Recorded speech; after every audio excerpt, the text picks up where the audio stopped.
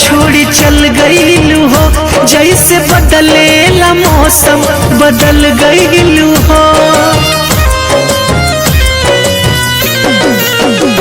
तू तपियावा के घर छोड़ी चल गईलू हो, जैसे बदलेला मौसम बदल गईलू हो, जैसे बदलेला मौसम बदल गईलू हो।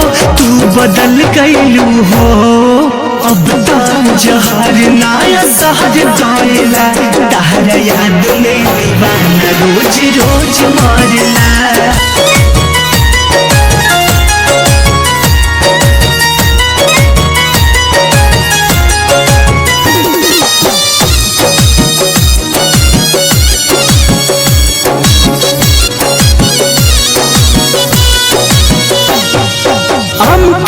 बगैचा नदिया के पानी याद आवेला, संगे बीतल कहानी।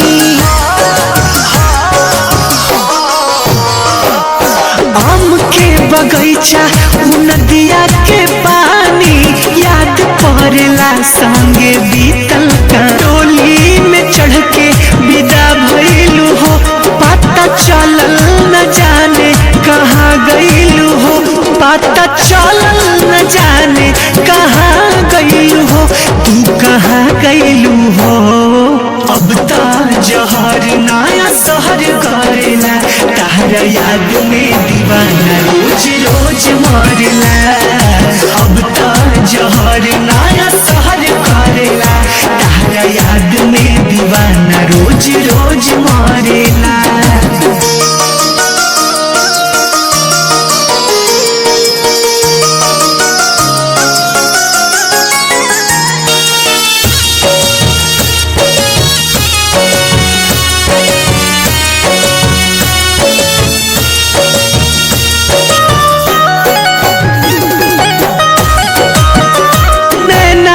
नीर गिर के करा से कही, तोहरे जुदाई जान पल पल साही।